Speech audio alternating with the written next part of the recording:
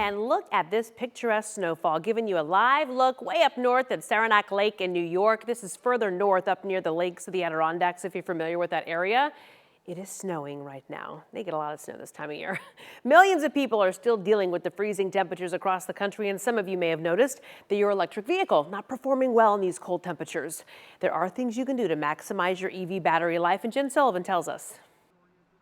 As much of the country battles the bitter cold, electric car owners are facing another problem. Their car's performance drops when the temperatures dip. The driving range isn't as long and the charge isn't as strong. EV batteries just tend to perform a little less. Andrew Garberson works at Recurrent, an electrical vehicle battery research company. He says there are two issues that contribute to these problems. One, the electric car batteries operate on chemical reactions, and when it's cold, those chemical reactions slow down, and that reduces the car's driving range.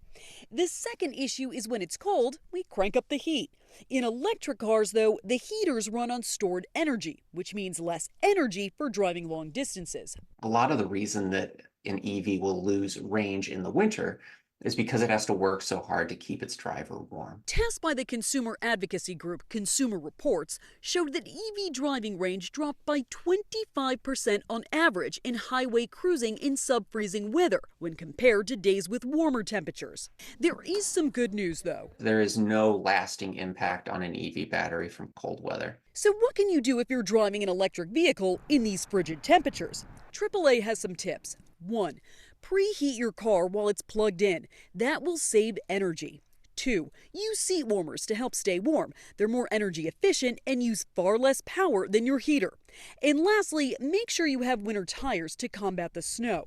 For Consumer Watch, I'm Jen Sullivan.